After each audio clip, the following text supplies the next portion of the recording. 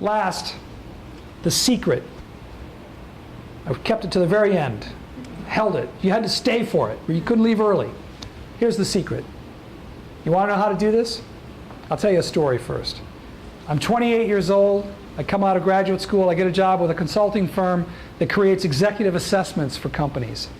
So I get to interview a lot of executives and talk to them about well, what does it take to be a leader in this company? And I'm taking lots of notes. I'm just fresh out of school. I don't know much better, but I'm talking to CEOs and CFOs and all this. I start asking one question at the end of these interviews. That question was, and I still ask it today, how do you define leadership? Essentially, what does leadership mean to you? I've got about 1,000 pieces of data on this question. And this is quite unscientific, but here's what I have found.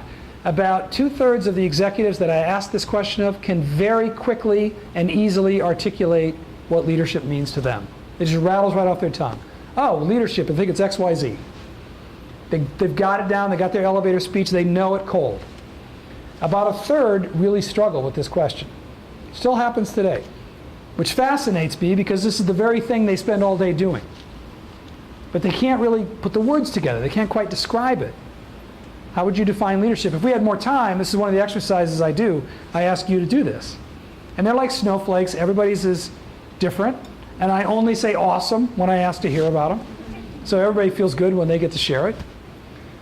But I think this third is missing something.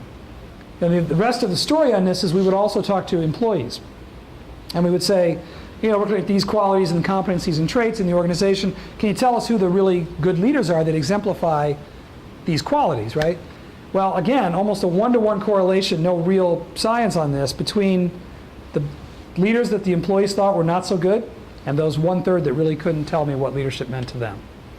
So I've learned this lesson from that story that I want to give you. It's simple, but profound, I think.